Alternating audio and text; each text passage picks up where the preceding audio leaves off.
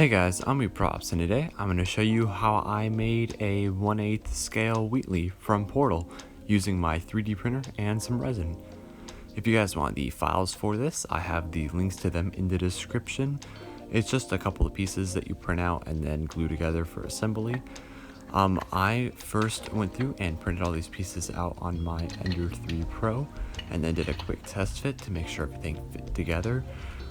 The handlebar parts just slide into the holes.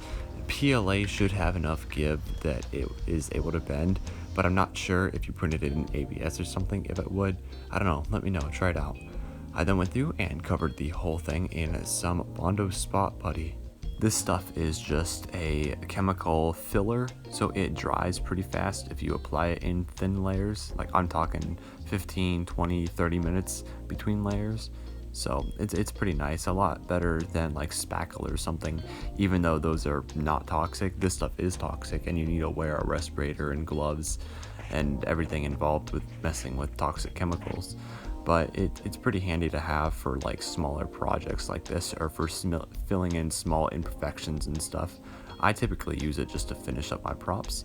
I then went through and sanded everything with the belt from my belt sander because I'm running out of sandpaper, and so this is one of the only pieces I have left, so this is just what I used. Use whatever you have on hand or go out and buy something, I don't know, but just sand it until it's smooth.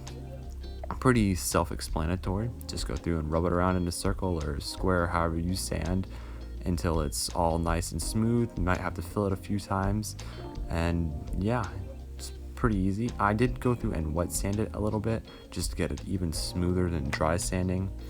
But if you have a hand sander or a palm sander or something, that would make this work go through way faster than just hand sanding, because hand sanding is super tedious. I spent like 2 days sanding this and it's still not even close to being as smooth as I would like. Though if you printed it out bigger, it would probably be easier to sand, since a lot more surface area can be covered and sanded at once. After sanding it, I went through and covered it in some filler primer and then wet sanded it again. Filler primer just fills in all those little imperfections and everything before you sand, so it's really useful to have. I then went through and made a little mold for that eyepiece so that I could cast it in some translucent blue resin, which I bought on sale at Hobby Lobby. Hobby Lobby's great for like getting anything cheap because they often run sales, and yeah, it's really good.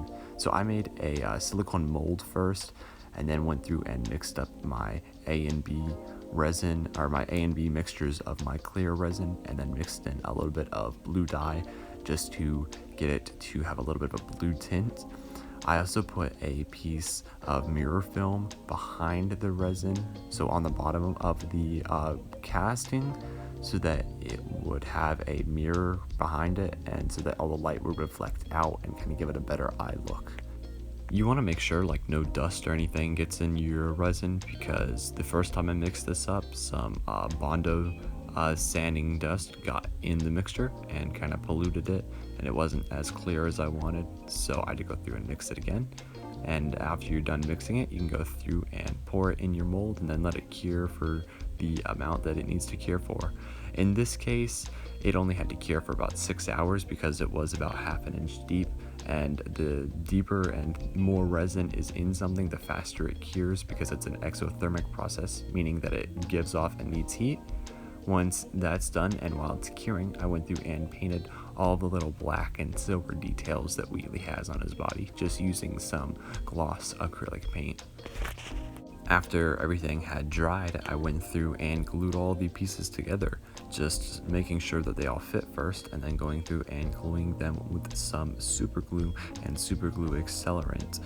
I brushed on the super glue accelerant. You didn't see me do it in this because I actually ran out of super glue, so I'm completely faking it in this scene right now, but I did use some accelerant to help speed up everything, and then I just slid the handlebars into place. The Bondo did crack a little bit when I bent the handlebars to fit into place, so if you guys don't want your Bondo cracking, or your filler or whatever cracking, maybe try to widen the holes a little bit more so they fit in a little more, less snug. But yeah, I think this clean version looks pretty good. To get it a little more dirty and game accurate, I went through and mixed up a black washes is black paint mixed in with some water to dilute it a little bit so it doesn't dry as fast, and then brushed on over whatever surface you're doing to give it a nice worn look, because the black paint goes into all the recessed cracks and recesses, and then once you wipe away the paint that's on the top surfaces, it leaves it behind and gives it a worn look, because dirt and grime and stuff build up inside of recessed areas. And this is the look that you're trying to get doing this. If you're really good at doing this, you go through and do 3 or 4 coats of stuff just to give it a really nice worn look. I only did 2 on Wheatley, but he's a smaller figure, so I didn't feel like weathering him as much. Overall, I'm really happy with how this little guy turned out. I really like how the eye looks, and all the little details and everything look pretty good. I think it looks pretty smooth and sanded. You can't really tell it was been 3D printed. There's a few spots that you can tell, but overall I think it's really good. I actually have this guy for sale in my Etsy store if you guys want that. I'm going to try to make a full-size version of this soon, or print out a full size. You guys can print out the files to full size if you want. Be sure to check out my Patreon. Patreon Matthew supports me through there and helps pay for my black paint. So yeah, any prop I use black paint on, thank Matthew. Well, thank you guys for watching and subscribing. If you guys don't mind subscribing and leaving a comment, be sure to let me know what builds and stuff you guys want to make, and I'll get making them. See you guys next vid. Bye.